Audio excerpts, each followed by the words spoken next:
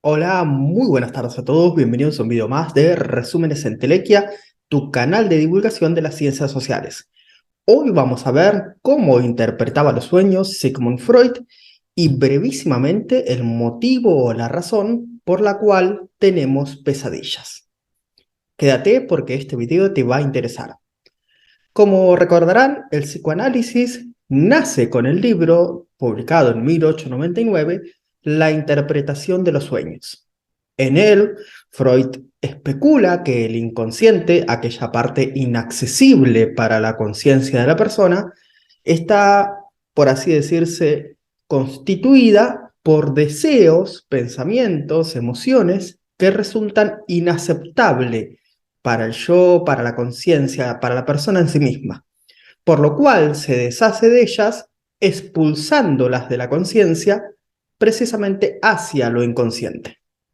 Pero una vez allí, no permanece, sino que retorna, vuelve. ¿Y de qué manera vuelve? De las formas más inesperadas, a través de olvidos de cosas que creías saber, a través de equívocos, decir un nombre por otro, a través de los chistes y fundamentalmente a través de la vía regia, es decir, a través del camino real o el más directo, que son los sueños. Evidentemente, cuando estás dormido, no estás consciente. Es tu inconsciente quien toma el control y elabora, como si fuera una obra de teatro, una representación, lo que vas a vivenciar en el sueño. Desde luego que nadie puede controlar los sueños. Es como una especie de película en la cual somos protagonistas, pero no hemos elegido el guión ni nada de lo que sucede. Si bien hay algunas personas que dicen entrenar el sueño lúcido, bueno, eso está por verse. La cuestión es que ahí pasan cosas que pueden explicarse por dos fenómenos que Freud denomina condensación y desplazamiento. Condensación quiere decir que muchas representaciones se juntan en una sola, y desplazamiento quiere decir que una muta en otra.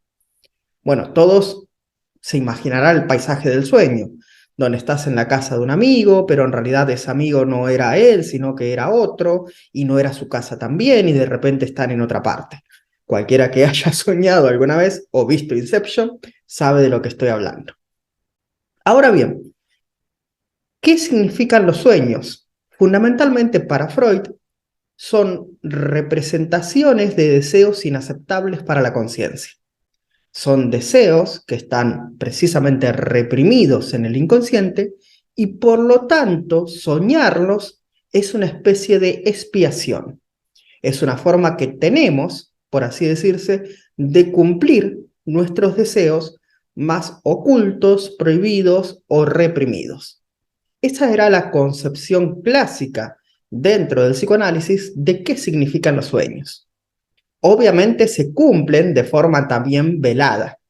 Siempre el sueño es metafórico. Una cosa representa otra o otra en su lugar. Como diría luego Lacan, metáfora y metonimia. Ahora bien, luego de sendas investigaciones, Freud se dio cuenta que estaba equivocado, que esta forma de entender los sueños no explicaba todos los fenómenos que en ellos ocurren. Pero, como es de sabios equivocarse y de aún más sabios corregirse, Freud reformuló su propia teoría para poder incluir un nuevo tipo de sueños que no habían sido del todo contemplados. En 1920, 20 años después, se publica Más allá del principio del placer. Recordarán que el inconsciente se rige por este principio, es decir, de cumplir los deseos, ya sean estos prohibidos o reprimidos, pero cumplirlos de la forma más inmediata posible. Ahora bien, entre medio había ocurrido la Primera Guerra Mundial, desde 1914 hasta el 19. Y, vueltos de la guerra, habían venido muchos soldados que tenían lo que entonces se llamó neurosis de guerra, pero hoy conocemos como estrés postraumático la mayor parte de las veces. Personas que, recordando lo que había sucedido en el campo de batalla, durante sus sueños, despertaban con renovado terror. Vamos, que volvían a vivir exactamente tal cual las peores experiencias y las más traumáticas de la guerra. ya sea en carne propia o perder a un compañero, un amigo, etc. Por tanto, esto no cuadra dentro de la teoría clásica de la interpretación de los sueños. Si los sueños son el cumplimiento velado, simbólico o metafórico de un deseo reprimido, ¿qué deseo está cumpliendo la pesadilla? O el terror nocturno, si quisiéramos darle un término más actual. Aquel terror que ya sobrepasa la pesadilla y es tan vívido como si fuera real. Bueno, ahí Freud va a tener que reelaborar su teoría.